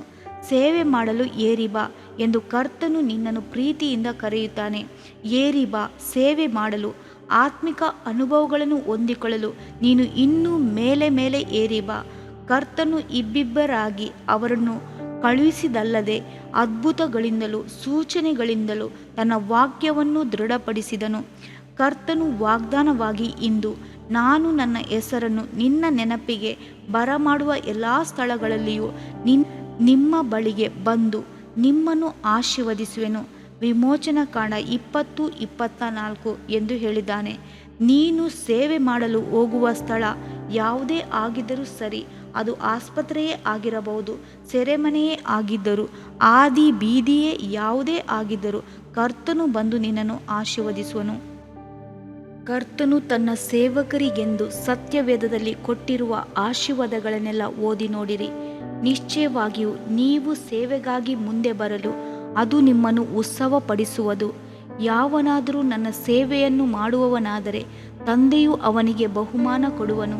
ಯೋಹಾನ 12:26. ತಂದೆ ದೇವರಿಂದ ಬಹುಮಾನ ಪಡೆಯುವ ಎಂಥ ಅಮೂಲ್ಯವಾದ ಭಾಗ್ಯವಲ್ಲವೇ? ದೇವ ಮಗುವೆ, ಪರಲೋಕದ ತಂದೆ ನಿನ್ನನ್ನು ಸನ್ಮಾನಿಸಿ ಒಳ್ಳೆಯದು, ಬಲ, ನಂಬಿಗಸ್ತ ಆಳೆ ಎಂದು ನಿನ್ನನ್ನು ಮೆಚ್ಚಿಕೊಳ್ಳುವಾಗ ನಿನ್ನ ಆತ್ಮಕ್ಕೆ ಎಷ್ಟೋ ಸಂತೋಷವಲ್ಲವೇ? ಸೇವಕರಿಗೆ ಕರ್ತನೇ ಸ್ವಾಸ್ಥ್ಯವಾಗಿದ್ದಾನೆ. ನಿನ್ನನ್ನು ಎದುರಿಸಲು ಕಲ್ಪಿಸಿದ ಯಾವ ಆಯುಧವು ಜಯಿಸದು. ನ್ಯಾಯ ವಿಚಾರಣೆಯಲ್ಲಿ ನಿನಗೆ ವಿರುದ್ಧವಾಗಿ ಏಳುವ ಪ್ರತಿಯೊಂದು ನಾಲಿಗೆಯನ್ನು ದೋಷಿಯೆಂದು ನೀನು ಖಂಡಿಸುವಿ. ಈ ಸ್ಥಿತಿಯೇ ಕರ್ತನ ಸೇವಕರ ಸ್ವಾಸ್ಥ್ಯವು, ನಾನು ದಯಪಾಲಿಸುವ ಸದ್ಧರ್ಮ ಫಲವೂ ಆಗಿದೆ ಎಂದು ಕರ್ತನು ಅನ್ನುತ್ತಾನೆ. ಯೆಶಾಯ 54:17. ಸೇವಕರ ಆಶೀರ್ವಾದವು ಸತ್ಯವೇದದ ಕಡೆ ಅಧ್ಯಾಯದವರೆಗೂ ನಿತ್ಯದವರೆಗೂ ಕೊಡಲ್ಪಟ್ಟದಾಗಿದೆ. ಪ್ರಕಟಣೆ 22:4 ಓದಿ ನೋಡಿರಿ. ಆತನ ದಾಸರು ಆತನಿಗೆ ಯಾಜಕ ಸೇವೆ ಮಾಡುವರು. ಅವರಿಗೆ ಆತನ ಮುಖ ದರ್ಶನವಾಗುವುದು. ಅವರ ಹಣೆಗಳ ಮೇಲೆ ಆತನ ಹೆಸರು ಇರುವುದು. ಹಲ್ಲೆಲೂಯಾ. ಸೇವೆ ಮಾಡಲು ಏರಿ ಬಾ, ಕರ್ತನು ನಿನ್ನನ್ನು ಪ್ರೀತಿಯಿಂದ ಕರೆಯುತ್ತಿರುವನು. ದೇವ ಮಗುವೆ, ನಾಶವಾಗುತ್ತಿರುವ ಸಾವಿರಾರು ಜನರನ್ನು ನರಕದ ಹಿಡಿತದಿಂದ ಬಿಡಿಸಲು ನೀನು ಹೊರಡುವೆಯಾ? ಕರ್ತನು ಅಂದು ಎಬ್ಬಿಸಿದ ಆ 70 ಮಂದಿಯು ಸಂತೋಷವುಳ್ಳವರಾಗಿ ಹಿಂತಿರುಗಿ ಬಂದು, ಸ್ವಾಮಿ, ದೆವ್ವಗಳು ಕೂಡ ನಿನ್ನ ಹೆಸರನ್ನು ಕೇಳಿ ನಮಗೆ ಅಧೀನವಾಗುತ್ತವೆ ಅಂದರು. ಲೂಕ 10:17. 6. ವರಗಳನ್ನು ಪಡೆದ 12 ಮಂದಿ. ಆತನು ತನ್ನ 12 ಮಂದಿ ಶಿಷ್ಯರನ್ನು ಹತ್ತಿರಕ್ಕೆ ಕರೆದು ದೆವ್ವಗಳನ್ನು ಬಿಡಿಸುವುದಕ್ಕೂ ಎಲ್ಲ ಥರದ ರೋಗಗಳನ್ನು ಎಲ್ಲ ಥರದ ಬೇನೆಗಳನ್ನು ವಾಸಿ ಮಾಡುವುದಕ್ಕೂ ಅವರಿಗೆ ಅಧಿಕಾರ ಕೊಟ್ಟನು. ಮತ್ತಾಯ 10:1. ತೊಳಲಿ ಬಳಲಿ ಅಲೆಯುತ್ತಿದ್ದ ಹೇರಳವಾದ ಜನರ ಗುಂಪಿನಲ್ಲಿ 5,000 ಜನರು ವಾಕ್ಯವನ್ನು ಕೇಳಲು ಏರಿ ಬಂದರು. 500 ಮಂದಿ ದರ್ಶನ ಪಡೆಯಲು ಮುಂದಾದರು. 120 ಮಂದಿ ಅಭಿಷೇಕ ಪಡೆಯಲು ಒಂದೇ ಸ್ಥಳದಲ್ಲಿ ಕೂಡಿ ಬಂದರು. 70 ಮಂದಿ ಸೇವೆ ಮಾಡಲು ತಮ್ಮನ್ನು ಒಪ್ಪಿಸಿಕೊಟ್ಟರು. 12 ಮಂದಿ ಆತ್ಮನ ವರಗಳನ್ನು ಹೊಂದಿಕೊಳ್ಳಲು ಕರ್ತನಿಗೆ ಸೇವೆ ಮಾಡಲು ಮುಂದೆ ಬಂದರು. ಕರ್ತನು ಅವರಿಗೆ ಆತ್ಮನ ವರಗಳನ್ನು ಕೊಟ್ಟನು. ರೋಗಗಳನ್ನು ಬೇನೆಗಳನ್ನು ವಾಸಿ ಮಾಡಿರಿ, ಕುಷ್ಠರೋಗಿಗಳನ್ನು ಶುದ್ಧ ಮಾಡಿರಿ, ಸತ್ತವರನ್ನು ಬದುಕಿಸಿರಿ, ದೆವ್ವಗಳನ್ನು ಬಿಡಿಸಿರಿ ಎಂಬುದೇ ಕರ್ತನು ಅವರಿಗೆ ಕೊಟ್ಟ ಅಧಿಕಾರ. ಕ್ರೈಸ್ತ ಮಾರ್ಗದಲ್ಲಿ ಅನೇಕರಿಗೆ ಆತ್ಮಿಕ ವರಗಳೆಂದರೆ ಅದು ಕನ್ನಡಿಯ ಗಂಟಾಗಿದೆ. ತನ್ನ ಪಾಲಿಗೆ ಬರಬೇಕಾದ ತನ್ನ ತಂದೆಯ ಆಸ್ತಿ, ಹಣ, ಸೊತ್ತು ಅದು ಎಲ್ಲಿದೆ ಎಂದು, ಅದು ಯಾವುದೆಂದು ತಿಳಿಯಲು ಬಯಸದ ಮಗನ ಬಗ್ಗೆ ನಾವು ಏನೆಂದುಕೊಳ್ಳುತ್ತೇವೆ? ನಮ್ಮ ಪರಿಸ್ಥಿತಿಯೂ ಸಹ ಅದೇ ಆಗಿದೆಯಲ್ಲವೇ? ಸಹೋದರರೇ, ಪವಿತ್ರಾತ್ಮದಿಂದುಂಟಾಗುವ ವರಗಳನ್ನು ಕುರಿತು ನಿಮಗೆ ತಿಳಿಯದಿರಬಾರದೆಂದು ಅಪೇಕ್ಷಿಸುತ್ತೇನೆ ಎಂದು 1 ಕೊರಿಂಥ 12:1 ಅಪೊಸ್ತಲನಾದ ಪೌಲನು ತನ್ನ ಮನೋಭಾರವನ್ನು ಹಂಚಿಕೊಳ್ಳುತ್ತಾನೆ. ಸತ್ಯವೇದವು, ವರಗಳಲ್ಲಿ ಬೇರೆ ಬೇರೆ ವಿಧಗಳುಂಟು, ದೇವರಾತ್ಮನು ಒಬ್ಬನೇ. ಸೇವೆಗಳಲ್ಲಿ ಬೇರೆ ಬೇರೆ ವಿಧಗಳುಂಟು, ಕರ್ತನು ಒಬ್ಬನೇ. ಕಾರ್ಯಗಳಲ್ಲಿ ಬೇರೆ ಬೇರೆ ವಿಧಗಳುಂಟು, ಸರ್ವರಲ್ಲಿಯೂ ಸರ್ವಕಾರ್ಯಗಳನ್ನು ಸಾಧಿಸುವ ದೇವರು ಒಬ್ಬನೇ. ಆದರೆ ಪ್ರತಿಯೊಬ್ಬನಲ್ಲಿ ತೋರಿ ಬರುವ ದೇವರಾತ್ಮನ ವರಗಳು ಸರ್ವರ ಪ್ರಯೋಜನಾರ್ಥವಾಗಿ ಕೊಡಲ್ಪಟ್ಟಿವೆ. ಒಬ್ಬನಿಗೆ ದೇವರಾತ್ಮನ ಮೂಲಕ ಜ್ಞಾನ ವಾಕ್ಯವು, ಒಬ್ಬರಿಗೆ ಆ ಆತ್ಮನಿಗೆ ಅನುಗುಣವಾಗಿ ವಿದ್ಯಾವಾಕ್ಯವು, ಒಬ್ಬನಿಗೆ ಆ ಆತ್ಮನಿಂದಲೇ ನಂಬಿಕೆಯು, ಒಬ್ಬನಿಗೆ ಆ ಒಬ್ಬ ಆತ್ಮನಿಂದಲೇ ನಾನಾ ರೋಗಗಳನ್ನು ವಾಸಿ ಮಾಡುವ ವರವು, ಒಬ್ಬನಿಗೆ ಮಹತ್ತುಗಳನ್ನು ಮಾಡುವ ವರವು, ಒಬ್ಬನಿಗೆ ಪ್ರವಾದನೆ ವರವು, ಒಬ್ಬನಿಗೆ ಸತ್ಯಗಳನ್ನು ವಿವೇಚಿಸುವ ವರವು, ಒಬ್ಬನಿಗೆ ವಿವಿಧ ವಾಣಿಗಳನ್ನಾಡುವ ವರವು, ಒಬ್ಬನಿಗೆ ವಾಣಿಗಳ ಅರ್ಥವನ್ನು ಹೇಳುವ ವರವು ಕೊಡಲ್ಪಡುತ್ತವೆ. ಈ ವರಗಳನ್ನೆಲ್ಲ ಆ ಒಬ್ಬ ಆತ್ಮನೇ ತನ್ನ ಚಿತ್ತಕ್ಕೆ ಬಂದ ಹಾಗೆ ಒಬ್ಬೊಬ್ಬನಿಗೆ ಹಂಚಿಕೊಟ್ಟು ನಡೆಸುತ್ತಾನೆ. 1 ಕೊರಿಂಥ 12:4-11. ದೇವ ಮಗುವೆ, ಈ ಆತ್ಮಿಕ ವರಗಳು ಯಾರಿಗಾಗಿ? ನಿನಗಾಗಿಯೂ ನನಗಾಗಿಯೂ ಅಲ್ಲವೇ? ಅದನ್ನು ಪಡೆದುಕೊಳ್ಳಬೇಕಾದುದು ನಮ್ಮ ಕರ್ತವ್ಯ. ನೀನು ಅಂದುಕೊಳ್ಳಬಹುದು, ಅಯ್ಯೋ, ನಾನೊಬ್ಬ ಪಾಪಿಯಾಗಿಯೂ ದ್ರೋಹಿಯಾಗಿಯೂ ಇದ್ದೇನಲ್ಲ, ನನಗಾಗಿ ಆತ್ಮನ ವರಗಳು ಕೊಡಲ್ಪಡುತ್ತವೆಯೇ ಎಂದು ಕೇಳಬಹುದು. ಆದರೆ ಯೇಸುಕ್ರಿಸ್ತನ ಬಳಿಗೆ ಬಂದು ಪಾಪ ಕ್ಷಮಾಪಣೆಯನ್ನು ಹೊಂದಿಕೊಳ್ಳುವಂತೆ ಆತನ ರಕ್ತದಿಂದ ತೊಳೆಯಲ್ಪಟ್ಟವರು ಹೇಗೆ ಆತನ ಮಕ್ಕಳಾಗಿ ಕರೆಯಲ್ಪಡುವರೆಂದು ದೇವರ ವಾಕ್ಯವು ವಾಗ್ದಾನ ಮಾಡಿದೆಯೋ, ಆತನ ಮಕ್ಕಳು ಆತನಿಂದ ಬೇಡಿ ಪಡೆದುಕೊಳ್ಳಲು ವರಗಳು ಸಹ ಇಡಲ್ಪಟ್ಟಿವೆ. ವರಗಳನ್ನು ಪಡೆದುಕೊಳ್ಳಲು ಎಲೀಷನಿಗೆ ಇದ್ದಂಥ ಅದೇ ಬಯಕೆ ನಿನಗೂ ಇರಲಿ. ಎಲಿಯನ ಆತ್ಮನನ್ನು ಬಲವನ್ನು ಮಾತ್ರವೇ ಅಲ್ಲ, ಎರಡರಷ್ಟು ಆತ್ಮನ ವರಗಳನ್ನು ಹೊಂದಿಕೊಳ್ಳುವಂತೆ ತನ್ನ ಅಂತಸ್ತು ಗೌರವ ಎಲ್ಲವನ್ನೂ ತೊರೆದು ಬಿಟ್ಟವನಾಗಿ ಎಲಿಯನನ್ನು ಹಿಂಬಾಲಿಸಿದನು. ತನಗೆ ಆತ್ಮನ ವರಗಳು 2 ಪಾಲು ಬೇಕೆಂಬ ಒಂದೇ ಉದ್ದೇಶವು ಎಲಿಷನನ್ನು ಒಬ್ಬ ಸೇವಕನನ್ನಾಗಿ ಪ್ರವಾದಿಯನ್ನಾಗಿ ಉನ್ನತಿಗೊಳಿಸಿತು. ಕಠಿಣವಾದ ಹಾದಿಯನ್ನು ದಾಟಲು ಅವನು ಸಿದ್ಧನಾಗಿದ್ದನು. ಅದೇ ರೀತಿ ತಾನು ಬಯಸಿದಂತೆ ಆತ್ಮನ ವರಗಳನ್ನು 2ರಷ್ಟು ಹೊಂದಿಕೊಂಡನು. ದೇವಮಗುವೆ, ಇಂದು ಪ್ರಪಂಚ ಸವಾಲು ಹಾಕುತ್ತದೆ. ನೀನು ಕ್ರಿಸ್ತನನ್ನು ಕಂಡುಕೊಂಡದ್ದರಿಂದ ಏನು ಪಡೆದಿರುವಿ? ಕ್ರೈಸ್ತ ಮಾರ್ಗಕ್ಕಿಂತಲೂ ನಮ್ಮ ಮಾರ್ಗದಲ್ಲಿ ಉತ್ತಮ ಮಾರ್ಗದರ್ಶನ, ಸನ್ಮಾರ್ಗ ಜೀವಿತವಿದೆಯಲ್ಲ. ಕ್ರೈಸ್ತತ್ವದ ಬಲವೇನು ಎಂದು ಕೇಳುತ್ತಾರೆ. ಕ್ರೈಸ್ತರಿಗೆ ವಿರುದ್ಧವಾಗಿ ಹಿಂದೂ ಪರಿಷತ್ ಮೊದಲಾದ ಅನೇಕ ವಿರೋಧಿ ಸಂಸ್ಥೆಗಳು ಹುಟ್ಟಿಕೊಂಡಿವೆ. ನೀನು ಆತ್ಮನ ವರಗಳೊಂದಿಗೂ ದೇವ ಬಲದೊಂದಿಗೂ ಸೇವೆ ಮಾಡಿದರೆ ಮಾತ್ರವೇ ಅಂಥವರಿಗೆ ಉತ್ತರ ಕೊಡಲಾದೀತು. ಒಮ್ಮೆ ಓರಲ್ ರಾಬರ್ಟ್ಸ್ ಅವರು ಇಸ್ರಾಯೇಲ್ ದೇಶದಲ್ಲಿ ಕ್ರಿಸ್ತನು ಹುಟ್ಟಿ ಬೆಳೆದ ಸ್ಥಳಕ್ಕೆ ಹೋಗಿದಾಗ ಕ್ರಿಸ್ತನ ದೇಹವನ್ನು ಹೂಣಿಟ್ಟಿದ್ದ ಸಮಾಧಿಗೆ ಹೋದರು. ಒಳಗೆ ಹೋಗಿ ಮೊಣಕಾಲೂರಿ, ನನ್ನ ದೇವರೇ, ಇದೇ ಸ್ಥಳದಲ್ಲಿ ಅಲ್ಲವೇ ಪುನರುತ್ಥಾನದ ಬಲ ನಿನ್ನ ಮೇಲೆ ಇಳಿದು ಬಂದಿತ್ತು? ಇಲ್ಲಿಂದಲೇ ನೀನು ಮರಣವನ್ನು ಪಾತಾಳವನ್ನು ಜಯಿಸಿದವನಾಗಿ ಎದ್ದಿಯಲ್ಲವೇ? ಆ ಮಹಿಮೆಯ ಬಲ ನನ್ನ ಮೇಲೆ ಇಳಿಯಲಿ, ನನ್ನನ್ನು ಆತ್ಮನಿಂದಲೂ ಬಲದಿಂದಲೂ ತುಂಬಿಸು ಸ್ವಾಮಿ ಎಂದು ಬಿಕ್ಕಿ ಬಿಕ್ಕಿ ಅತ್ತು ಪ್ರಾರ್ಥಿಸಿದರು. ಸಾಮಾನ್ಯವಾಗಿ ಆ ಸಮಾಧಿಗೆ ಬಂದವರು 2 ಅಥವಾ 3 ನಿಮಿಷಗಳಿದ್ದು ನೋಡಿದ ನಂತರ ಫೋಟೋಗಳನ್ನು ತೆಗೆದುಕೊಳ್ಳುವರು.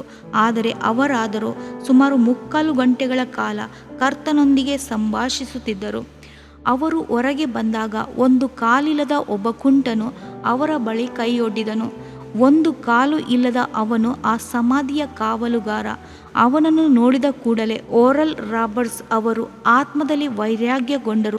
ಪುನರುತ್ಥಾನ ಹೊಂದಿದ ಕ್ರಿಸ್ತನ ಸಮಾಧಿಯ ಸಮೀಪವಿರುವ ನೀನು ಆತನ ಮಹಿಮೆಯನ್ನು ರುಚಿಸಬೇಡವೇ? ಈಗಲೇ ನಿನಗೆ ಹೊಸ ಕಾಲು ಬೆಳೆಯುವಂತೆ ಪುನರುತ್ಥಾನ ಹೊಂದಿದ ಕ್ರಿಸ್ತನ ನಾಮದಲ್ಲಿ ಅಪ್ಪಣೆ ಕೊಡುತ್ತೇನೆ ಎಂದರು. ಅಷ್ಟೇ ಮರುಗಳಿಗೆಯಲ್ಲಿ ಅವನಿಗೆ ಹೊಸ ಕಾಲು ವೇಗವಾಗಿ ಬೆಳೆಯಲಾರಂಭಿಸಿತು. ಅವನು ನಡೆಯುವುದಕ್ಕಾಗಿ ಇಟ್ಟಿದ್ದ ಊರುಗೋಲನ್ನು ಬಿಸಾಡಿಬಿಟ್ಟು ಮೊಟ್ಟ ಮೊದಲಿಗೆ 2 ಕಾಲುಗಳಿಂದ ನೆಗೆದು ಕುಣಿದಾಡಿ ನಡೆದು ಕರ್ತನನ್ನು ಮಹಿಮೆಪಡಿಸಿದನು. ಆ ದೇವರು ಪಕ್ಷಪಾತವುಳ್ಳವನಲ್ಲ, ನಿನಗೂ ಸಹ ವರಗಳನ್ನು, ಮಹಿಮೆಯ ಬಲವನ್ನು, ಕೃಪೆಯನ್ನು ಅನುಗ್ರಹಿಸುವವನಾಗಿದ್ದಾನೆ. 7. ರೂಪಾಂತರ ಬೆಟ್ಟದಲ್ಲಿ 3 ಮಂದಿ. ಒಂದು ಕಾರ್ಯಾಲಯದಲ್ಲಿ ಅನೇಕ ಕೆಳದರ್ಜೆಯ ಗುಮಾಸ್ತರಿರಬಹುದು, ಆದರೆ ಅವರಲ್ಲಿ ಮೇಲ್ದರ್ಜೆಗೆ ಪದವಿ ಬಡ್ತಿ ಹೊಂದುವವರು ಸ್ವಲ್ಪ ಮಂದಿಯಷ್ಟೇ. ಉನ್ನತ ಪದವಿಗೆ ಬಂದಂತೆಲ್ಲ ಪದವಿಗೆ ಬರುವವರ ಸಂಖ್ಯೆಯು ಕಡಿಮೆ ಆಗುತ್ತಲೇ ಹೋಗುವುದು. ಆದ್ದರಿಂದ ಅಧಿಕಾರಿಗಳು ಕೆಲವರೇ ಆಗಿ ಉಳಿಯುವರು. ಅದೇ ರೀತಿ ಹೇರಳವಾದವರಲ್ಲಿ ಕೆಲವರು ಮಾತ್ರವೇ ತ್ಯಾಗದಿಂದ ಮೇಲೆ ಮೇಲೆ ಏರಿ ಹೋಗಲು ಮುಂದೆ ಬಂದರು. ಕರ್ತನು ಅವರಲ್ಲಿ 3 ಮಂದಿಯನ್ನು ಆರಿಸಿಕೊಂಡು ರೂಪಾಂತರ ಬೆಟ್ಟಕ್ಕೆ ಕರೆದೊಯ್ದನು. ಸತ್ಯವೇದವು ಯೇಸು ಪೇತ್ರನನ್ನು, ಯಾಕೋಬನನ್ನು, ಇವನ ತಮ್ಮನಾದ ಯೋಹಾನನನ್ನು ಮಾತ್ರ ವಿಂಗಡವಾಗಿ ಕರಕೊಂಡು ಎತ್ತರವಾದ ಬೆಟ್ಟಕ್ಕೆ ಹೋದನು. ಅಲ್ಲಿ ಅವರ ಕಣ್ಣು ಮುಂದೆ ಆತನ ರೂಪ ಬೇರೆಯಾಯಿತು ಎಂದು ಹೇಳುತ್ತದೆ. ಮತ್ತಾಯ 17:2. ಕರ್ತನ 12 ಮಂದಿ ಶಿಷ್ಯರಲ್ಲಿ ಆತನನ್ನು ಬಹಳವಾಗಿ ಪ್ರೀತಿಸಿ ಆತನಲ್ಲಿ ಉತ್ಕಟ ಅಭಿಮಾನಿಗಳಾಗಿದ್ದ 3 ಕರ್ತನು ತನಗೆಂದು ವಿಶೇಷವಾದವರನ್ನಾಗಿ ಆರಿಸಿಕೊಂಡನು. ಅವರೇ ಪೇತ್ರ, ಯಾಕೋಬ, ಯೋಹಾನರು.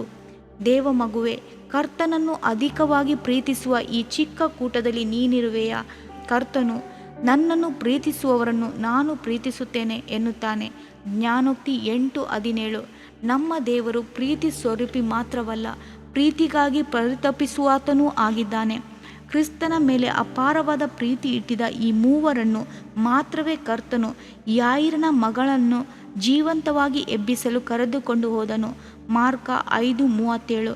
ಈ 3 ಮಾತ್ರವೇ ಕರ್ತನು ಗೆತ್ಸೆಮನೆ ತೋಟದಲ್ಲಿ ತನ್ನ ಹೃದಯವನ್ನು ಒಯ್ದು ಪ್ರಾರ್ಥಿಸಿ ದುಃಖಪಟ್ಟು ಮನಗುಂದಿದವನಾದನು. ಮತ್ತಾಯ 26:37. ಕ್ರಿಸ್ತನ ನಂಬಿಕೆಗೂ ಪ್ರೀತಿಗೂ ಪಾತ್ರನಾಗುವಂತೆ ಏರಿ ಬಾ. ರೂಪಾಂತರ ಬೆಟ್ಟಕ್ಕೆ ಆ 3 ಶಿಷ್ಯರು ಕ್ರಿಸ್ತನೊಂದಿಗೆ ಏರಿದರು. ಅಲ್ಲಿ ಯೇಸು ಅವರ ಮುಂಭಾಗದಲ್ಲಿ ರೂಪಾಂತರವಾದನು. ಆತನ ಮುಖವು ಸೂರ್ಯನಂತೆ ಪ್ರಕಾಶಿಸಿತು. ಮೋಶೆಯು ಎಲಿಯನು ಆತನ ಸಂಗಡ ಮಾತಾಡುತ್ತಾ ಅವರಿಗೆ ಕಾಣಿಸಿಕೊಂಡನು. ಇದು ಎಂಥ ರಮ್ಯವಾದ ಅನುಭವವಲ್ಲವೇ? ಯೇಸುವನ್ನು ಮಹಿಮೆಯ ಅರಸನನ್ನಾಗಿ ದರ್ಶನ ಮಾಡುವುದು, ಹಳೆ ಒಡಂಬಡಿಕೆಯ ಭಕ್ತರೊಂದಿಗೆ ಸಂಭಾಷಿಸಿ ಆನಂದಿಸುವುದು ವರ್ಣಿಸಲಸಾಧ್ಯವಾದ ಆನಂದವಲ್ಲವಿದ್ದರೆ ಈ ಅನುಭವ ಮೆಟ್ಟಿಲನ್ನು ಹತ್ತುವಲ್ಲಿಯೇ ನಿಂತು ಬಿಡಬಾರದು, ಅಥವಾ ಬರೀ ಅನುಭವಗಳಿಗಾಗಿಯೇ ನಾವು ಕರೆಯಲ್ಪಟ್ಟವರೆಂದು ತಿಳಿಯಬಾರದು. ಕ್ರಿಸ್ತನ ಸ್ವರೂಪ್ಯರಾಗಲು ನಾವು ರೂಪಾಂತರ ಹೊಂದಿ ನಿತ್ಯ ಕಾಲಕ್ಕೂ ಆತನೊಂದಿಗಿರಲು ಕರೆಯಲ್ಪಟ್ಟಿದ್ದೇವೆ. ಕರೆಯನ್ನು ಆಲಿಸಿ ಏರಿ ಬಾ. 8. ಉತ್ತಮವಾದುದು ಒಂದೇ, ನನ್ನ ಪಾರಿವಾಳವು, ನನ್ನ ನಿರ್ಮಲೆಯು. ಪರಮಗೀತೆ 6:9. ರೂಪಾಂತರ ಬೆಟ್ಟಕ್ಕೆ ಕ್ರಿಸ್ತನೊಂದಿಗೆ ಹತ್ತಿದವರು 3, ಆದರೆ ಕರ್ತನು ಅವರಲ್ಲಿ ಒಬ್ಬರನ್ನು ಪಾರಿವಾಳವೆಂದು ಉತ್ತಮವೆಂದು ಕಂಡನು. ಅದು ಯಾರು ಗೊತ್ತೇ? ಅವನೇ ಅಪೊಸ್ತಲನಾದ ಯೋಹಾನನು. ದೇವಮಗುವೆ, ಕರ್ತನು ನಿನ್ನನ್ನು ನನ್ನ ಪಾರಿವಾಳವೇ, ನಿರ್ಮಲೆಯೇ ಎಂದು ಕರೆಯಲು ಸಾಧ್ಯವೇ? ಕ್ರೈಸ್ತ ಜೀವಿತದಲ್ಲಿ ಉತ್ತಮವಾದ, ಉನ್ನತವಾದ ಒಂದು ಅನುಭವವೆಂದರೆ ಅದು ಕರ್ತನನ್ನು ಆತ್ಮದ ಮೊದಲಿಂಗನನ್ನಾಗಿ, ಇನಿಯನನ್ನಾಗಿ, ನಲ್ಲನನ್ನಾಗಿ ರುಚಿಸುವುದೇ ಆಗಿದೆ. ಮರುಭೂಮಿಯಂತಿರುವ ಈ ಪ್ರಾಪಂಚಿಕ ಜೀವಿತದಲ್ಲಿ ಆತನ ಎದೆಗೊರಗಿ ಆತನ ಮಧುರವಾದ ಪ್ರೀತಿಯಲ್ಲಿ ಆನಂದಿಸುವುದೇ ಆ ಉನ್ನತ ಸ್ಥಾನ. ಯೋಹಾನನು ಯಾವಾಗಲೂ ಕರ್ತನ ಎದೆಗೊರಗಿಕೊಂಡೇ ಇರುತ್ತಿದ್ದನು. ಯೋಹಾನ 13:23. ದೈವಿಕ ಪ್ರೀತಿಯಿಂದ ತುಂಬಿ ಹರಿಯುವಂಥ ಪ್ರೀತಿ ಅವನೊಳಗೆ ಇದ್ದಿತು. ಕಲ್ವಾರಿಯ ಬಳಿಯಲ್ಲಿ ಶಿಷ್ಯರು ಚೆದರಿ ಹೋದರು. ಒಬ್ಬನು ಬೊಂಕಿದನು, ಒಬ್ಬನು ಹಿಡಿದುಕೊಟ್ಟನು, ಬೇರೆಯವರು ಪ್ರಾಣಾಪಾಯಕ್ಕೆ ಹೆದರಿ ಓಡಿದರು. ಆದರೆ ಈ ಯೋಹಾನನು ಬಹುಧೈರ್ಯದಿಂದ ಆ ಶಿಲುಬೆಯ ಅಡಿಯಲ್ಲಿದ್ದನು. ಯೇಸು ತನ್ನ ತಾಯಿಯ ಜವಾಬ್ದಾರಿಕೆಯನ್ನು ನಂಬಿಕೆಯಿಂದ ಯೋಹಾನನಿಗೆ ಒಪ್ಪಿಸಿಕೊಟ್ಟು, ಇಗೋ ನಿನ್ನ ತಾಯಿ, ಯೋಹಾನ 29:20 ಅಂದನು. ಅಷ್ಟು ಮಾತ್ರವಲ್ಲ, ಈ ಯೋಹಾನನನ್ನು ಕರ್ತನು ಉತ್ತಮನಾಗಿ ಪಾರಿವಾಳವಾಗಿ ಕಂಡದ್ದರಿಂದ ಪರಲೋಕ ಪ್ರಕಟಣೆಗಳನ್ನೆಲ್ಲ ಪತ್ಮೋಸ್ ದ್ವೀಪದಲ್ಲಿ ಅವನಿಗೆ ಕೊಟ್ಟನು. ಅವನ ಮೂಲಕ ಪ್ರಕಟಣೆ ಪುಸ್ತಕವು ಬರೆಯಲ್ಪಟ್ಟಿತು. ಏರಿ ಬಾ, ದೇವಮಗುವೆ, ಕರ್ತನು ನಿನಗೆ ಜವಾಬ್ದಾರಿಕೆಯನ್ನು ಕೊಡಲಿ. ಪರಲೋಕ ಪ್ರಕಟಣೆಗಳಿಂದ ನಿನ್ನನ್ನು ತುಂಬಿಸಲಿ. ಸತ್ಯವೇದವು ಕರ್ತನ ಪರ್ವತವನ್ನು ಹತ್ತತಕ್ಕವನು ಯಾರು? ಯಾವನು ಅಯೋಗ್ಯ ಕಾರ್ಯಗಳಲ್ಲಿ ಮನಸ್ಸಿಡದೆ, ಮೋಸ ಪ್ರಮಾಣ ಮಾಡದೆ, ಶುದ್ಧ ಹಸ್ತವು ನಿರ್ಮಲ ಮನಸ್ಸು ಉಳ್ಳವನಾಗಿದ್ದಾನೋ ಅವನು ಕರ್ತನಿಂದ ಶುಭವನ್ನು ಹೊಂದುವನು. ತನ್ನ ರಕ್ಷಕನಾದ ದೇವರಿಂದ ನೀತಿ ಫಲವನ್ನು ಪಡೆಯುವನು. ಕೀರ್ತನೆ 24:3-5. ನೀನು ಉತ್ತಮನಾಗಿರಬೇಕು. ಕರ್ತನು ಅಬ್ರಹಾಮನನ್ನು ಕರೆದಾಗ, ನಾನು ಸರ್ವಶಕ್ತನಾದ ದೇವರು, ನನಗೆ ನಡಕೊಂಡು ದೋಷವಿಲ್ಲದವನಾಗಿರು ಎಂದನು. ಆದಿಕಾಂಡ 17:1. ನೀವು ನಿಮ್ಮ ಕರ್ತನ ಸೇವೆಯ ವಿಷಯದಲ್ಲಿ ಸದಾಚಾರ ಉಳ್ಳವನಾಗಿರಬೇಕು. ಧರ್ಮೋಪದೇಶಕಾಂಡ 18:13. ಸನ್ಮಾರ್ಗಿಗಳು ಆತನ ದಯೆಗೆ ಆಸ್ಪದರು. ಜ್ಞಾನೋಕ್ತಿ 11:20. ನಿರ್ದೋಷಿಗಳಿಗೆ ಸುಖವು ಸೊತ್ತಾಗುವುದು. ಜ್ಞಾನೋಕ್ತಿ 28:10. ಅಷ್ಟು ಮಾತ್ರವಲ್ಲ, ಪಾರಿವಾಳದಂತೆ ನೀನು ನಿಷ್ಕಪಟವುಳ್ಳವನಾಗಿರಬೇಕು. ಪಾರಿವಾಳಕ್ಕೆ ಕಪಟವಿಲ್ಲ, ಅದಕ್ಕೆ ಪಿತ್ತಕೋಶವಿಲ್ಲ, ಅದಕ್ಕೆ ಕಹಿ ಇಲ್ಲ, ಯಾವ ಕೆಡುಕನ್ನು ಮಾಡದು. ಅದರ ಕಣ್ಣುಗಳು ನೀರಿನಿಂದ ಆವೃತವಾದ ಕಂಬನಿಯ ಕಣ್ಣುಗಳು, ಅದು ಯಾವಾಗಲೂ ಕೂಗುತ್ತಲೇ ಇರುವುದು. ಪವಿತ್ರಾತ್ಮನು ಸಹ ಪಾರಿವಾಳದಂತೆ ಯೇಸುಕ್ರಿಸ್ತನ ಮೇಲೆ ಇಳಿದನು. ಏರಿ ಬಾ, ಪ್ರೀತಿಯಿಂದ ಕರೆಯುವ ಕರ್ತನೆಡೆಗೆ ಏರಿ ಬಾ. ಆತ್ಮಿಕ ಅನುಭವಗಳು ಏರಿ ಬಾ ಅನ್ನುತ್ತದೆ. ವರಗಳನ್ನು, ಬಲವನ್ನು, ಮಹಿಮೆಯನ್ನು ಹೊಂದಿಕೊಳ್ಳಲು ಮಾತ್ರವೇ ಅಲ್ಲ, ಉತ್ತಮವಾಗಿ, ಪಾರಿವಾಳವಾಗಿ, ಮದುಮಗಳಾಗಿ ಏರಿ ಬಾ. ಇದರಿಂದ ನಿನ್ನ ದೇಹಕ್ಕೆ ಆರೋಗ್ಯವು, ಎಲುಬುಗಳಿಗೆ ಸಾರವು ಉಂಟಾಗುವವು. ಜ್ಞಾನೋಕ್ತಿಗಳು 3ನೇ ಅಧ್ಯಾಯ 8ನೇ ವಾಕ್ಯ. ಪ್ರಿಯ ವೀಕ್ಷಕರೇ ಮತ್ತು ಕರ್ತನಲ್ಲಿ ಸಹೋದರ ಸಹೋದರಿಯರೇ, ನೀವು ನಮ್ಮ ಈ ಕಾರ್ಯಕ್ರಮವನ್ನ ವೀಕ್ಷಿಸಿದ್ದಕ್ಕಾಗಿ ದೇವರ ನಾಮದಲ್ಲಿ ನಿಮಗೆ ವಂದನೆಗಳು. ದೇವರ ವಾಕ್ಯವು ನಮ್ಮ ಎಲುಬಿಗೆ ಬಲವೂ ಸಾರವೂ ಆಗಿದೆ ಎಂದು ಸತ್ಯವೇದವು ಹೇಳುವಂತೆ ಈ ಕಾರ್ಯಕ್ರಮವು ನಿಮಗೆ ಆಶೀರ್ವಾದಕರವಾಗಿದೆ ಎಂದು ನಂಬುತ್ತೇವೆ. ಪ್ರಿಯ ವೀಕ್ಷಕರೇ, ನಮ್ಮ ಈ ಸೇವೆಗಾಗಿ ಪ್ರಾರ್ಥಿಸಿರಿ ಮತ್ತು ಎಲ್ಲಾ ಕಾರ್ಯಕ್ರಮಗಳನ್ನ ಇತರರೊಂದಿಗೆ ಶೇರ್ ಮಾಡಿರಿ. ಅದೇ ರೀತಿಯಾಗಿ ನಮ್ಮ ಈ ಯೂಟ್ಯೂಬ್ ಚಾನೆಲ್ ಅನ್ನು ಸಬ್ಸ್ಕ್ರೈಬ್ ಮಾಡಿರಿ ಹಾಗೂ ಲೈಕ್ ಮಾಡಿ. ನಿಮ್ಮ ಅನಿಸಿಕೆಗಳನ್ನು ಕಮೆಂಟ್ ಬಾಕ್ಸ್ನಲ್ಲಿ ನಮಗೆ ತಿಳಿಯಪಡಿಸಿ. ನಮ್ಮ ಸಂಖ್ಯೆ 7022 104605. ಈ ಸಂಖ್ಯೆಗೆ ಕರೆ ಮಾಡಿರಿ. ಒಬ್ಬ ಪಾಪಿಯ ಪ್ರಾರ್ಥನೆ.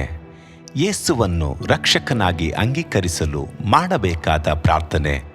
ಪ್ರಿಯ ಪರಲೋಕದ ತಂದೆಯೇ, ಯೇಸುವಿನ ಹೆಸರಿನಲ್ಲಿ ನಾನು ನಿನ್ನ ಬಳಿಗೆ ಬಂದಿದ್ದೇನೆ. ನನ್ನ ಬಳಿಗೆ ಬರುವವರನ್ನು ನಾನು ತಳ್ಳಿಬಿಡುವುದೇ ಇಲ್ಲ. ಯೋಹಾನ 6:37 ಎಂದು ನಿನ್ನ ವಾಕ್ಯ ಹೇಳುತ್ತದಲ್ಲ. ಆದ್ದರಿಂದ ನೀನು ನನ್ನನ್ನು ತಳ್ಳಿಬಿಡದೆ ನನ್ನನ್ನು ಸೇರಿಸಿಕೊಳ್ಳುವಿ ಎಂದು ನನಗೆ ಗೊತ್ತಿದೆ. ಆದ್ದರಿಂದ ನಾನು ನಿನಗೆ ಸ್ತೋತ್ರ ಮಾಡುತ್ತೇನೆ. ನೀನು ನಿನ್ನ ವಾಕ್ಯದಲ್ಲಿ ನೀನು ಯೇಸುವನ್ನೇ ಕರ್ತನೆಂದು ಬಾಯಿಂದ ಅರಿಕೆ ಮಾಡಿಕೊಂಡು ದೇವರು ಆತನನ್ನು ಸತ್ತವರೊಳಗಿಂದ ಎಬ್ಬಿಸಿದನೆಂದು ಹೃದಯದಿಂದ ನಂಬಿದರೆ ನಿನಗೆ ರಕ್ಷಣೆಯಾಗುವುದು ಎಂತಲೂ ಕರ್ತನ ನಾಮವನ್ನ ಹೇಳಿಕೊಳ್ಳುವವರೆಲ್ಲರಿಗೆ ರಕ್ಷಣೆಯಾಗುವುದೆಂತಲೂ ಬರೆದಿದೆ. ರೋಮ 10:9-13 ವಾಕ್ಯ. ಯೇಸು ಕ್ರಿಸ್ತನು ದೇವಕುಮಾರನೆಂದು ನನ್ನ ಹೃದಯದಲ್ಲಿ ನಂಬುತ್ತೇನೆ. ನನ್ನನ್ನು ನೀತಿವಂತನನ್ನಾಗಿ ಮಾಡುವುದಕ್ಕಾಗಿ ಆತನು ಸತ್ತವರೊಳಗಿಂದ ಎಬ್ಬಿಸಲ್ಪಟ್ಟನು ಎಂದು ನಂಬುತ್ತೇನೆ. ನಾನು ಆತನ ನಾಮವನ್ನ ಹೇಳಿಕೊಳ್ಳುತ್ತೇನೆ. ಯೇಸುವೇ, ನೀನೇ ಕರ್ತನು. ತಂದೆಯೇ, ನೀನು ನನ್ನನ್ನು ರಕ್ಷಿಸಿದಿ ಎಂದು ನಾನು ನಂಬುತ್ತೇನೆ. ನಿನ್ನ ವಾಕ್ಯವು ಹೇಳುತ್ತದೆ, ಮನುಷ್ಯನು ಹೃದಯದಿಂದ ನಂಬುವುದರ ಮೂಲಕ ನೀತಿಯು ದೊರಕುತ್ತದೆ, ಬಾಯಿಂದ ಅರಿಕೆ ಮಾಡುವುದರ ಮೂಲಕ ರಕ್ಷಣೆಯಾಗುತ್ತದೆ. ರೋಮ 10:10. ನಾನೀಗ ನನ್ನ ಹೃದಯದಲ್ಲಿ ನಂಬುತ್ತೇನೆ ಹಾಗೂ ಯೇಸುವೇ ನನ್ನ ಕರ್ತನೆಂದು ಅರಿಕೆ ಮಾಡುತ್ತೇನೆ. ಆದುದರಿಂದ ನಾನೀಗ ರಕ್ಷಣೆ ಹೊಂದಿದ್ದೇನೆ. ಅಪ್ಪಾ ತಂದೆಯೇ, ನಿನಗೆ ಸ್ತೋತ್ರ. ಲೂಕನು ಬರೆದ ಸುವಾರ್ತೆ 11ನೇ ಅಧ್ಯಾಯದಲ್ಲಿ ಬರೆದಿರುವಂತೆ, ನಿಮ್ಮಲ್ಲಿ ತಂದೆಯಾದವನು ಮೀನನ್ನು ಕೇಳುವ ಮಗನಿಗೆ ಮೀನು ಕೊಡದೆ ಹಾವನ್ನು ಕೊಡುವನೆ? ಅಥವಾ ತತ್ತಿಯನ್ನು ಕೇಳಿದರೆ ಚೇಳನ್ನು ಕೊಡುವನೆ? ಹಾಗಾದರೆ ಕೆಟ್ಟವರಾದ ನೀವು ನಿಮ್ಮ ಮಕ್ಕಳಿಗೆ ಒಳ್ಳೆ ಪದಾರ್ಥಗಳನ್ನ ಕೊಡಬಲ್ಲವರಾದರೆ ಪರಲೋಕದಲ್ಲಿರುವ ನಿಮ್ಮ ತಂದೆಯು ತನ್ನನ್ನು ಬೇಡಿಕೊಳ್ಳುವವರಿಗೆ ಎಷ್ಟೋ ಹೆಚ್ಚಾಗಿ ಪವಿತ್ರಾತ್ಮ ವರವನ್ನ ಕೊಡುವವನಲ್ಲವೇ ಅಂದನು. ತಂದೆಯೇ, ನೀನು ಕೇಳಿಕೊಳ್ಳುವವರಿಗೆ ಪವಿತ್ರಾತ್ಮನ ವರವನ್ನು ಹೇರಳವಾಗಿ ಕೊಡುವಾತನಾಗಿದ್ದಿ. ಆದ್ದರಿಂದ ನನ್ನ ಮೇಲೆಯೂ ನಿನ್ನ ಆತ್ಮನನ್ನು ಸುರಿಸಬೇಕಾಗಿ ಬೇಡಿಕೊಳ್ಳುತ್ತೇನೆ. ಕೀರ್ತನೆ 81:10 ಬರೆದಿದೆ, ಅಗಲವಾಗಿ ಬಾಯಿದೆರೆಯಿರಿ, ಅದನ್ನು ತುಂಬಿಸುವೆನು. ಕರ್ತನೇ, ನನ್ನನ್ನು ಪವಿತ್ರಾತ್ಮನಿಂದ ತುಂಬಿದಂತ ನೀನು ನನ್ನನ್ನು ಅನ್ಯ ಭಾಷೆಯ ವರದಿಂದಲೂ ತುಂಬುವವನಾಗಿದ್ದಿ ಎಂದು ನಂಬುತ್ತೇನೆ. ಅದರಂತೆ ನಾನು ನನ್ನ ಬಾಯಿಯನ್ನು ತೆರೆದು ನಿನ್ನ ಸ್ತೋತ್ರ ಮಾಡುವಾಗ ಅನ್ಯ ಭಾಷೆಯ ಅಭಿಷೇಕದಿಂದ ನನ್ನನ್ನು ತುಂಬುವವನಾಗಿದ್ದಿ ಎಂದು ನಂಬುತ್ತೇನೆ. ಈಗ ನೀವು ನಿಮ್ಮ ಬಾಯಿಯನ್ನು ತೆರೆದು ಮಾತನಾಡುವಾಗ ಪವಿತ್ರಾತ್ಮನು ನಿಮ್ಮ ಬಾಯಿಯನ್ನು ತನ್ನ ಭಾಷೆಯಿಂದ ತುಂಬುವವನಾಗಿದ್ದಾನೆ. ಇದು ದೇವರ ಭಾಷೆಯಾಗಿದೆ. ಈ ಅಭಿಷೇಕವನ್ನ ಹೊಂದಿಕೊಳ್ಳಲು ನೀವು ನಿಮ್ಮ ಸ್ವರವನ್ನ ಉಪಯೋಗಿಸಬೇಕು. ಅದರಿಂದ ನೀವು ನಿಮ್ಮ ಬಾಯನ್ನು ತೆರೆದು ದೇವರಿಗೆ ಸ್ತೋತ್ರ ಮಾಡುವಾಗ ದೇವರು ನಿಮ್ಮನ್ನು ಅನ್ಯ ಭಾಷೆಯ ವರದಿಂದ ತುಂಬುವವನಾಗಿದ್ದಾನೆ. ಪ್ರಿಯರೇ, ಈಗ ನೀವು ಪವಿತ್ರಾತ್ಮನಿಂದ ತುಂಬಲ್ಪಟ್ಟ ಆತನ ಪ್ರಿಯ ಮಕ್ಕಳಾಗಿದ್ದೀರಿ. ದೇವರ ನಾಮಕ್ಕೆ ಸ್ತೋತ್ರವಾಗಲಿ.